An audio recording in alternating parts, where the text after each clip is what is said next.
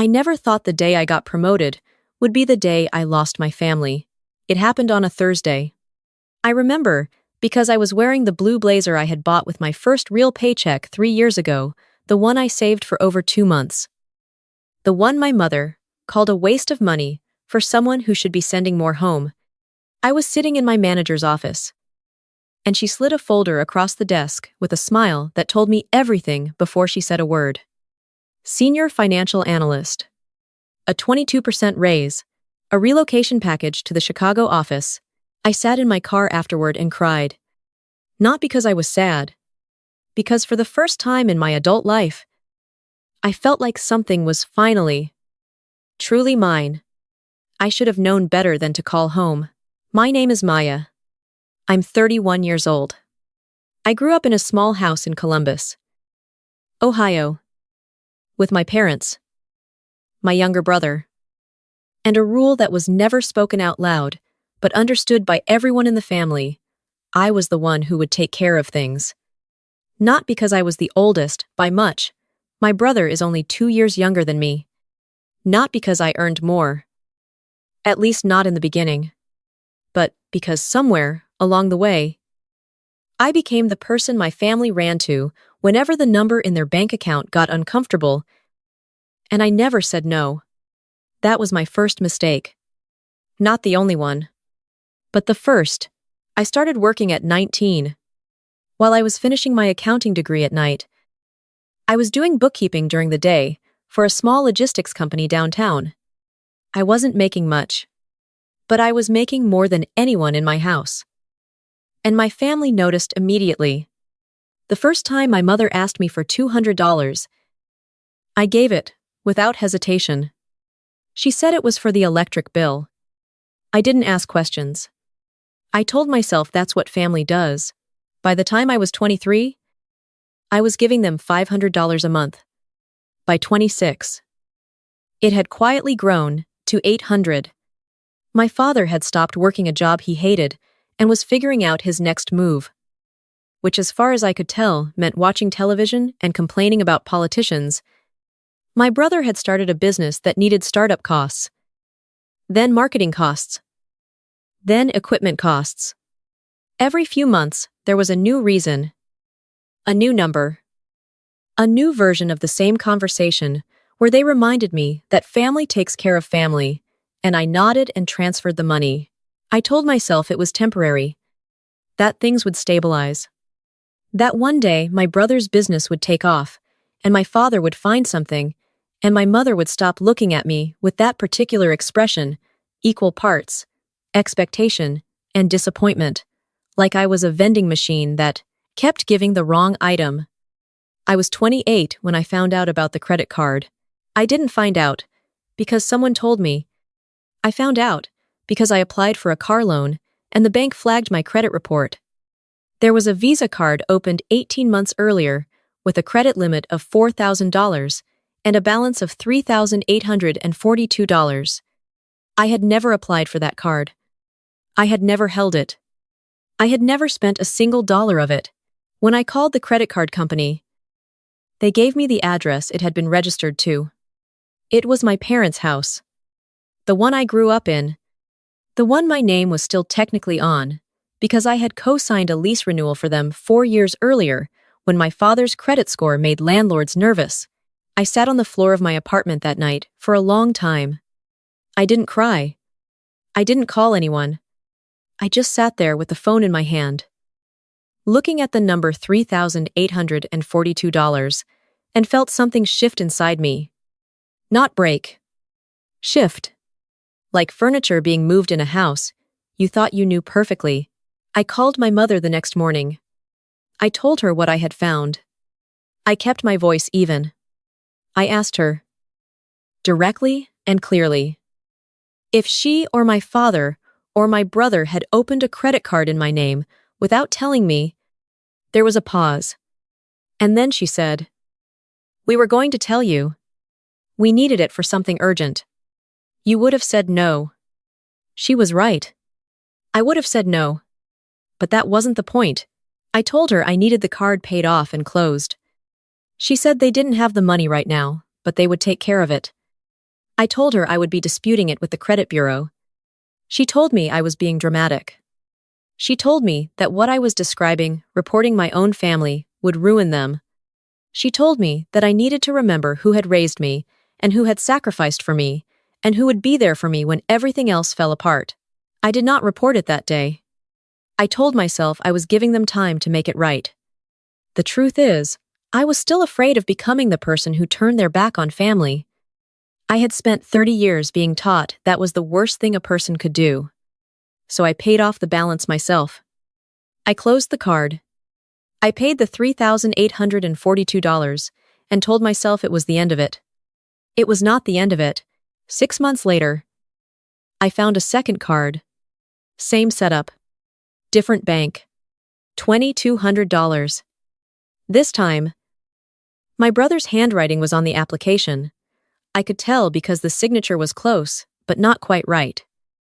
The way someone copies another person's signature when they've practiced, but not enough. This time, I didn't call home first. I called a credit attorney. She was patient and thorough, and she did not make me feel foolish for not catching it sooner. She explained my options. She explained what filing a fraud report would mean and what it would not mean, and she told me, quietly, that this was not uncommon, and that I was not the first person to sit across from her with exactly this kind of pain on their face. I disputed both cards. I froze my credit. I opened new accounts at a bank my family had no knowledge of. And I stopped the automatic transfer I had been sending home every month, the $800 that had become. Somewhere along the way, as automatic as rent, my mother called me 4 days after the transfer didn't arrive.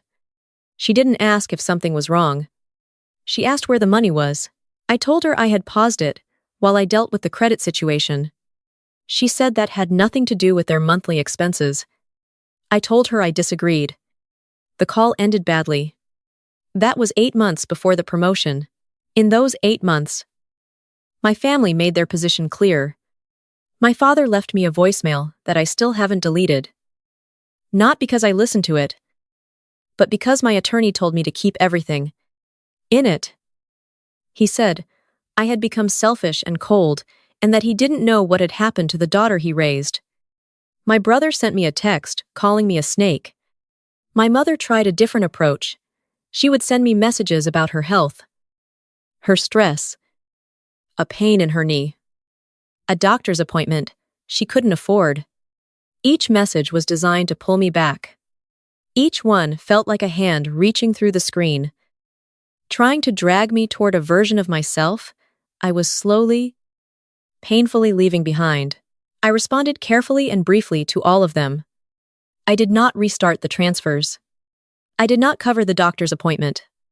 I referred her to a community health clinic near their neighborhood, and she did not respond to that message. My therapist, who I had started seeing around month 3 of all this, told me I was grieving. I told her that felt dramatic. She said grief doesn't require a death. It requires a loss. And what I was losing, the idea that my family was the thing I thought they were, was real, and it was significant, and I was allowed to feel the weight of it. I did feel the weight of it. Every day. But I also started sleeping better. I started keeping more of my own money. I started making decisions about my life, my apartment, my car, my savings account, without calculating the gap that would appear if I gave something away. My world got quieter. The quiet was strange at first. In the way silence is strange, when you've lived with noise so long, you stopped hearing it. And then, slowly, the quiet started to feel like something I deserved. And then my company offered me Chicago. I called my best friend first. She screamed into the phone, and then apologized for screaming, and then screamed again. I called my mentor from my early days at the firm, a woman in her late 50s who had taken an interest in me when I was still printing documents and scheduling meetings, and she told me, with the kind of certainty that only comes from having watched someone grow, that she was not surprised at all. I made dinner reservations for that weekend with my boyfriend, who had been with me through the worst of the past 2 years, and who I loved for about 100 reasons. But partly because he had never once told me what to do with my family. He had just stayed close and let me figure it out. I did not call my parents. I thought about it. I would be lying if I said I didn't. Some part of me, the part that still lived in that small house in Columbus, the part that had spent 30 years trying to earn a warmth that was always just out of reach, wanted to pick up the phone and tell them, wanted to see if this, finally, would be the thing that made them proud. That made them say the words I had been waiting to hear, since I was old enough to understand that not all families said them easily. I didn't call. I had learned something about myself in the past 8 months. When I imagined calling them with good news, what I felt wasn't excitement. It was dread. The anticipation of the way the news would be received, not with celebration, but with calculation, with questions about what it meant for them. How far was Chicago? Would I still be able to help out? What about the holidays? I didn't want that conversation sitting inside this moment. So I protected the moment. 3 weeks later, I was packing boxes in my apartment when my mother called. I almost didn't answer. But something made me pick up, maybe the same old habit. Maybe something I hadn't finished grieving yet. I answered. She didn't ask how I was. She told me she had heard from my aunt, who had heard from someone I barely remembered knowing, that I was moving to Chicago. She asked if that was true. I told her it was. She asked when I was going to tell the family. I told her I was planning to reach out once things were more settled. She told me that was disrespectful. Then she asked if I would be making more money in the new role. I closed my eyes. I stood very still, in the middle of my half-packed living room, surrounded by boxes labeled kitchen and books, and the small collection of plants I had been nursing along for 2 years. And I felt the full weight of what I had spent my life, hoping she would not be. I told her yes. I would be making more money. She said that was good, because things had been very tight, and she knew we had our issues, but she hoped that now that I was doing better, I would consider resuming the monthly support. Even if it was a smaller amount for now. Even if it was just $400. Just to help them get back on their feet, while things were still difficult. I asked her how much she knew about the credit cards. The silence was long. And then she said that my brother had made a mistake, and he knew that, and he was sorry, but that I had handled the whole thing in a way that was very hurtful, and that I needed to understand they had been under a lot of pressure, and, sometimes, people made poor choices under pressure, and it didn't make them bad people. I asked her if she had known while it was happening. Another silence. Shorter this time. She said she had known about the first one. I had suspected it. I had suspected it for months. Knowing it didn't feel like I thought it would. It didn't feel like rage. It felt like the last piece of something finally settling into place, a picture I had been looking at for years, coming into focus in a way that made everything make sense and nothing feel okay. I told her I wasn't going to resume the transfers. I told her I wished them well. I told her I hoped things got easier for them, and that I meant that sincerely. But that I had spent years giving money I worked for to people who had also opened credit accounts in my name without my knowledge or consent. And that I had to prioritize my own financial stability and my own life. And that I hoped one day she would understand that. She told me I was abandoning my family. I told her I was choosing myself. She told me those were the same thing. I said goodbye. I set the phone down on the box labeled books. I stood there for a moment, breathing. And then I went back to packing. My boyfriend came over that evening to help. He didn't ask what had happened. He just put on music and started wrapping dishes in newspaper, and at some point handed me a glass of wine, and we spent the next 3 hours filling boxes and talking about Chicago, the neighborhoods we wanted to explore. The deep dish pizza debate. Whether the winters were as brutal as people said. The next morning, I sent a message to my family group chat. It was brief. I told them I had accepted a position in Chicago, that I was moving in 2 weeks, and that I wished everyone well. I said I would not be resuming financial support, and that I hoped they would take steps towards stability that didn't depend on me. I said I loved them, and that I was done. My brother responded within 4 minutes. His message was long and ugly, and I read it once, and then archived the chat. My father didn't respond. My mother sent one line, "You'll regret this." I moved to Chicago on a Saturday in October. My boyfriend drove the rental truck. My best friend flew in to help unpack and spent the first night sleeping on an air mattress in my new living room, talking with me until 2 in the morning about everything and nothing. My new apartment had big windows and a view of the street below, and a kitchen with more counter space than I had ever had in my life. I stood at those windows on the first morning, coffee in hand, watching the city wake up. The light came in wide and clean, and I thought about everything that had led me here, every dollar transferred, every voicemail kept. Every night, I had lain awake, calculating what I could give, without emptying myself completely. I thought about the credit cards and the attorney and the therapist, and the long months of learning how to stop apologizing for wanting a life that was mine. I didn't feel victorious. Exactly. Victory implies a battle where someone wins and someone loses. What I felt was quieter than that. Cleaner. Like I had finally stopped carrying something very heavy and set it down on the side of the road and walked away. And the longer I walked, the lighter I felt. And by now, I had walked far enough that I couldn't see it anymore when I looked back. My phone had a few missed messages that first week. I didn't respond to them.